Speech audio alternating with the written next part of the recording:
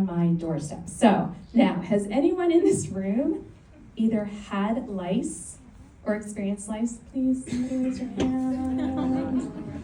All right, okay, good. Well, then you know the laborious lice removal process, right?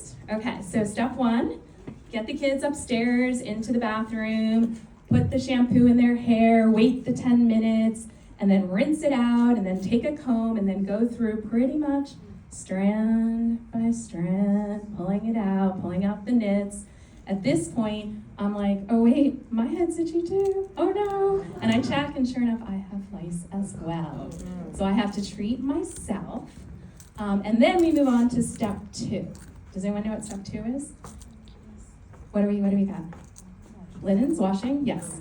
Bedding, right? I have to strip 4 beds, sheets, blankets, comforters, and I have to throw them in the wash. Okay, then step 3 for children. I'm sorry, no. But I had to basically wrangle beloved animals out of their hands. So this is Blue Puppy, Bunny, Blanky, Tearful Faces. At one point, what I had to do is I had to take them and I had to put them in those hefty garbage bags, and then I had to seal them up, at which point my middle daughter is crying, Mom, you're suffocating them. And this goes on daily for weeks. And the worst part, I'm doing it all alone. You see, my ex is living in New York City, which may as well be another planet at this point. Both of my parents have passed away within the past 3 years. And my brothers live as far away from me as you could put siblings: Seattle, San Francisco, and Tampa, Florida.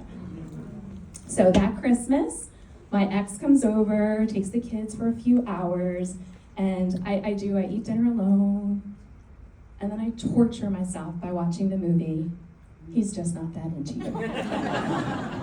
No, it really does. So he comes back, and then as he's walking out the door with the kid, or he leaves the kids and he's walking out the door, I stop him and I tell him, I'm like, please just tell me the truth. Please admit that you have a girlfriend. Jen, I'm not gonna say anything more to hurt you, which hurts me so much more.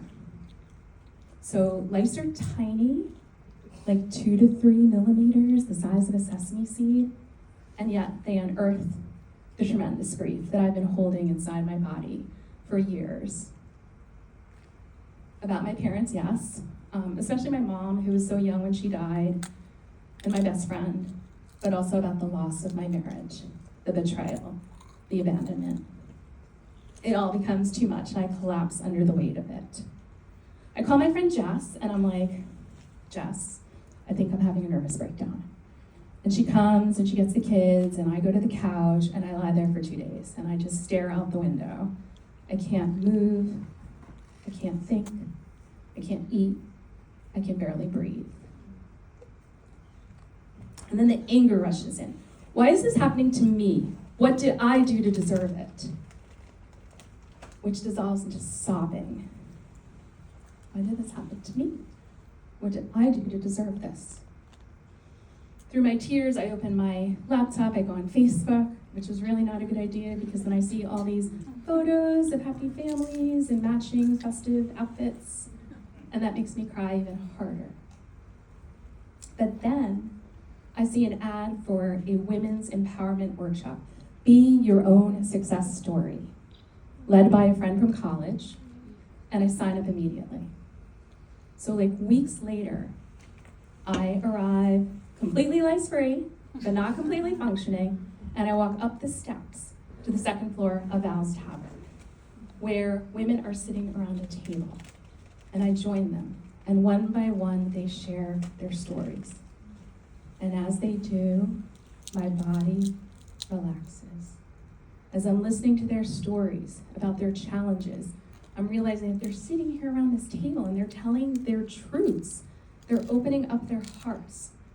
And I realize I am not alone. One of them mentions the book, The Secret. I go home, I buy it, I read it cover to cover. Now, The Secret is all about the laws of attraction.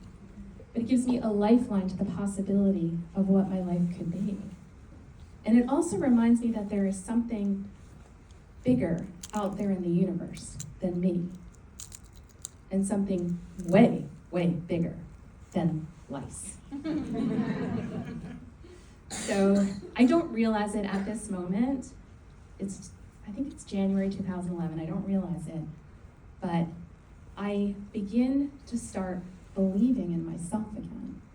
I begin to start imagining the life that I have always wanted. And then I experience these things. I meet the love of my life. And actually, we just celebrated 8 years married last week in Saratoga Springs. We got married on 11/11. And then I created an organization in memory of my mom, doing what I love, which is writing and teaching writing and creating spaces where we can all come together in community and share our truths. So looking back, I'm grateful for those little monsters the universe sent my way, because I needed to break down to break through. I needed the itch for something more.